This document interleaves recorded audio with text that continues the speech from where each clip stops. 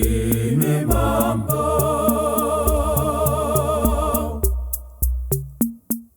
Mwari moyo wangu nosubira,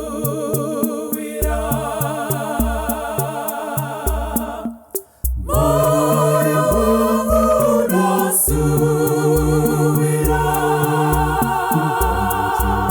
kukamuchira Yesu nakukumbatira chimbiza ikuya Yesu mupinde mumoyo mangu unotano kuda imi mambo.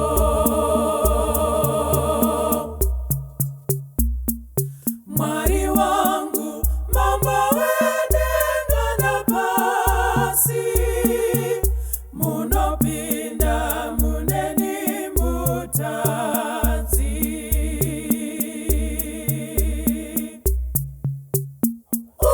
uyayikwandiri Yesu wangu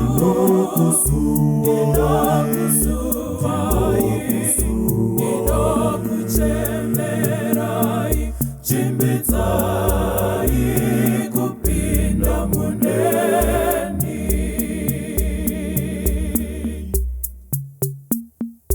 Moyo wangu unongoshama kwazvo kugamuchira muridzi wazvose.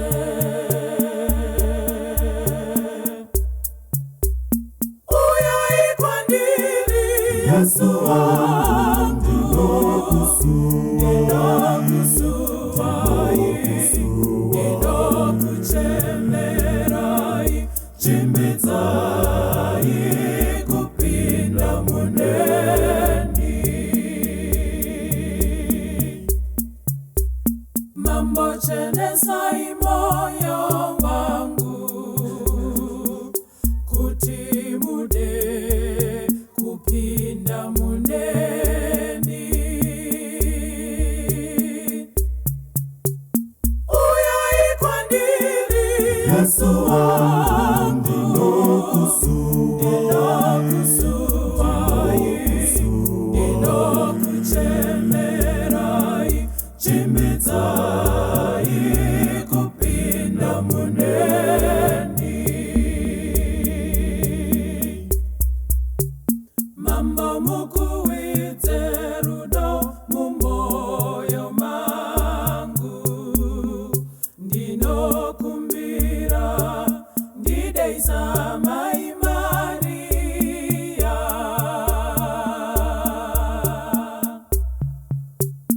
Uyai kwandiri Yesu wangu inokusuvai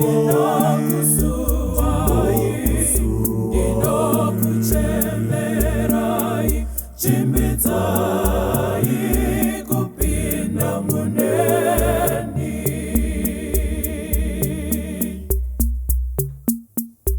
Mwari moyo wangu nosubira,